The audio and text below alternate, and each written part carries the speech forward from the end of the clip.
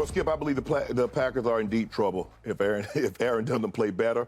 He throws in a stinker like he threw in last week or played like he's been playing thus far this year. This thing can get out of hand early. The Cowboys are a better team and have a much better defense than what they went up against last week in the Detroit Lions. The Detroit Lions give up the most points in the game, 32. They give up the most yards in the game. The Cowboys are far from that, Skip. They have one of the best defenses and one of the best, if not the best, defensive player currently playing in 2022. Agreed. There's also uncertainty about David Bakhtiari's status and Elgington Jenkins. Mm-hmm. Yep. Well, Skip, if these guys don't play, your offensive line isn't as good as we thought it was going to be, because two guys are coming off injury. We know Jenkins tore his knee last year. Bakhtiari coming off an ACL 2 years ago. Oh, Aaron actually tried to throw him a touchdown pass the other day.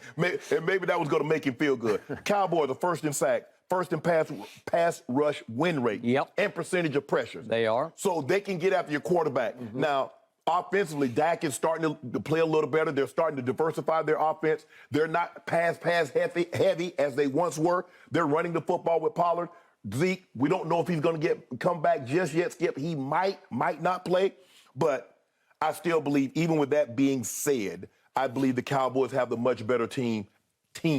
Now, this is the first time that we can say, Skip, the Cowboys have a better offense than what the Green Bay Packers have. I understand who and what Aaron Rodgers is, but he's currently not playing like that. And so with me, for me, I'm going to take the Cowboys 27-13. Skip, the Cowboys have sacked the opposing quarterback at least 4 times in 4 straight games. The one thing they can do defensively is get after your quarterback. Yep. And another thing that they can do, if the ball touches their hands, they come down with it. That is true. Trayvon Diggs, I mean, now it seems to be contagious, because now the ball pops up in the air and somehow all of a sudden the Cowboys, they got 15 guys on the field because somebody's sliding up under to catch it. The ball hits the dirt, Cowboys pouncing on it, or they're scooping and scoring. Agreed. And so with that, Skip, I'm going to take the Cowboys. I think they win convincingly. And this is not a game that you can really send a message. Now, if Green Bay was the Green Bay that we thought they would be, you go up there and you dismantle them, you send a message. You might send a little message, but I don't think people have Green Bay in the same circles as they once had them. But the Cowboys, I believe, are starting to head in the right direction, run the football, don't ask Dak to throw it 35, 40 times in a game. And then, like I said, and plus Aaron Jones is dinged a little bit. So how effective is their running game going to be, and can they keep the Wolves off the sheep? I don't know. So I'm going 27-13 Cowboys. So the Hall of Famer Shannon Sharpe says that my defense will go up to Lambeau Field and hold Aaron Rodgers, Aaron bleepin' Rodgers, the transcendent thrower of the football that at least he used to be, to 13 points. That would be an achievement, because I'm going to remind you, last year about this time, my defense went up. This is when they really started to arrive. They went up to Arrowhead and held my homeboy at home to 19. And I thought that was impressive. Yes. But if they hold Aaron to 13, I think Arrowhead is a much tougher place to play than Lambeau.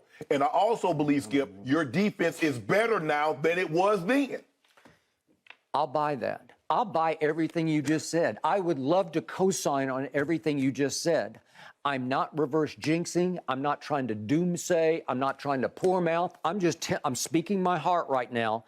I am scared to death of Aaron Rodgers on the frozen tundra. It won't really be frozen. It'll be chilly, Skip, but it won't be. You're scared of the allure of what Aaron Rodgers has been. Okay, you might say what he used to be, but I do think he was correct when he said we went up and down the field against Detroit. Well, they have the worst defense in pro football because they just came to our place and we went up and down the field on them. Right. And by the way, we got back-to-back home games against, Detroit and Chicago. Right. I'll take that for Dak's return. He could ease back into the fray. Biggest picture point, if you think my offense is better than their offense, this is a huge test for Dak Prescott. Yeah. This is... You have to go up there and outscore Aaron Rodgers. I think he's going to score considerably more points than you think. Right. I think it's going to be higher scoring, up toward 30. Really? Yes, I do. In fact, I wanted to call it 31-30 Dallas. I'll go 31-28. I believe that Aaron Rodgers can score 28 on my defense just because he always has. He loves to play against Dallas. We'll get into the deeper reasons, the deeper motivations Right. there. We're going to do another big topic on this. But my point is, I'm about to show you chapter and verse of what he's done to us. And maybe it's past tense. I hope it's past tense. But what a sweet spot for him and what a dangerous spot for us, because dirt is being shoveled on his grave. I've tried to keep up with every prediction I could find. Right. I can't find one prognosticator in the media who gives Green Bay any shot in this game. Yeah. USA Today they come out with their sort of the board of all their prognosticators. So they go 6 across, and everybody, all 6 picked Dallas. Right. Everybody is picking Dallas. It's almost too good to be true, because I'm going to remind you, Aaron still has his top 2 targets. His favorite, Lazard and Tanyan, are healthy and are going to play. Right. He still has those 2 kids who can fly, Christian Watson and that Toure, that they run by people constantly. He has not been able to get the ball to them, or they have dropped it. Correct. But they can run. He still has Sammy Watkins. You don't have much respect, but he's been in a lot of big games in his career, and I don't doubt he'll catch 4 or 5 balls this Sunday. Okay. And Aaron Jones has been a Cowboy killer for years. Yes. He's dinged. Yes. He's got an ankle, but they said he's limited in practice, but he hopes to be able to play. Yeah, I think he'll play against Dallas because he loves to play against Dallas. And A.J. Dillon is just a flat-out sledgehammer against a defense that has had one vulnerability. It's not great at stopping the run. It's been pretty good here and there, and then sometimes I look up and say, wait a second, what just happened? Yeah. That just happened. You gave what'd you give up, 240? I mean, you just gave up 240 to the Bears. That's correct. But Bears run on everybody. So okay, they do. That quarterback runs on everybody because he's starting to look like Eric Dickerson to me. Okay, here's the point about Aaron Bleepin' Rodgers. If I can just run you quickly through what he's done against my franchise, I don't count the first game because it was only his 3rd game starting after he sat for 3 years behind Brett Favre.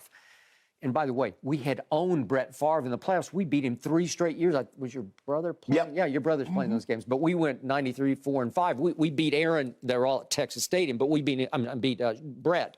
Bam, bam, bam. Yeah. We beat him like a drum. We owned him. And then here came his successor. Right. So I'm not going to count the first one. My team ran for 217 that day at Lambeau, but here he came the next year. Aaron beat us 17-7. Then the next year, Aaron beat us 45-7 at Lambeau. And then you remember the catch game, or it's like not the Dwight, it's the uncatch game, not the Dwight Clark one. It was the Dez Bryant one when Dez caught it. And again, they were ahead 26-21. If we could just remind everybody of what this was, because it was obviously a catch, even though Shannon Sharpe It was not a catch. Stop saying that. We just got to remind everybody. Just because you keep saying it was a catch, it doesn't make it a catch. 4th and 2, so this is for all the marbles with about 4 minutes left. He catches it. He runs a couple steps with it. 1, 2, 3, and he slams it in his left hand because he's left-handed on the goal line for a touchdown. Ref raises his hand, touchdown.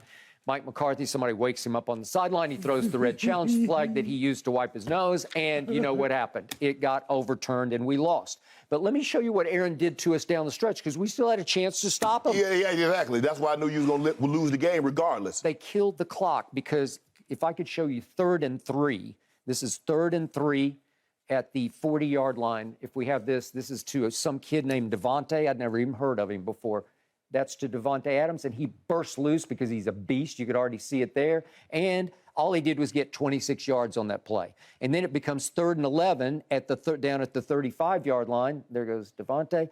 And 3rd and 11, if we stop it, we're going to hold him to a 53-yard field goal attempt. And he throws a little pop pass out to, guess who? Little Randall Cobb. And he catches it for 12 yards. That's all they needed. Right. And it's a ball game because that just killed the rest of the clock. Right. They didn't even need to kick the field goal, and they won 26-21. Right. Okay? So then we come to the game at Lambeau. They beat us 28-7 the next year. Then we got the next game at Lambeau, which was the Hello World game with Dak and Zeke as rookies. They go up there and beat him. Remember, he was limping on a bad calf muscle, but we beat him 30-16. And I thought we finally broke the Dracula curse that he has over us. And he comes right back to Jerry World in a playoff game. This is January 15th of 2017.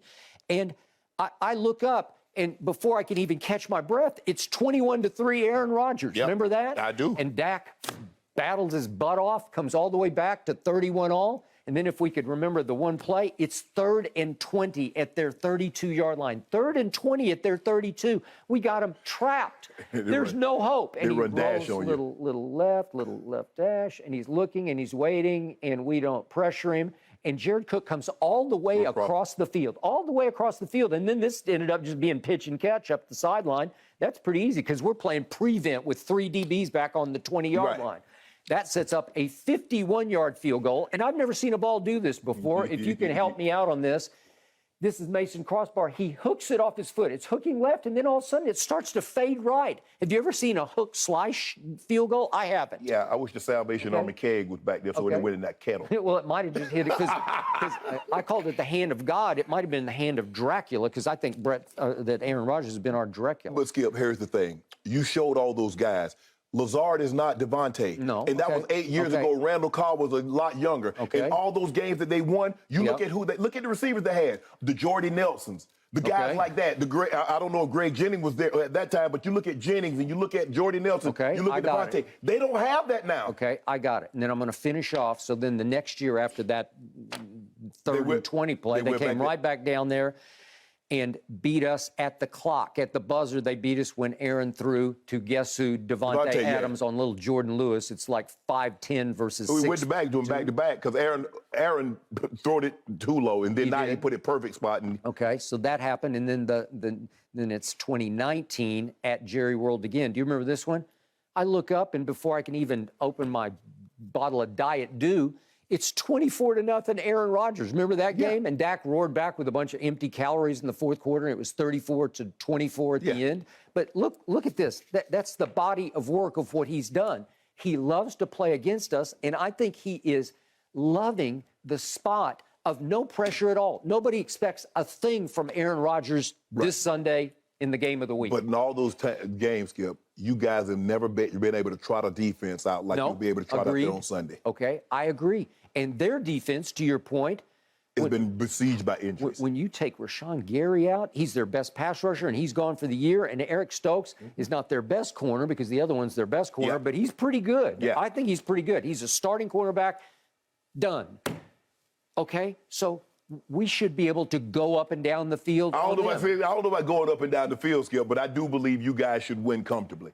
Because you have the better team. You have the better offensive line. I'm not saying you have the better running backs because I think healthy Aaron Jones is better than Pollard and better than Zeke. So I believe their 2 running backs are better than your 2. Your obviously Aaron is a more accomplished, but he's not playing well this season. The defenses, they're not even comparable.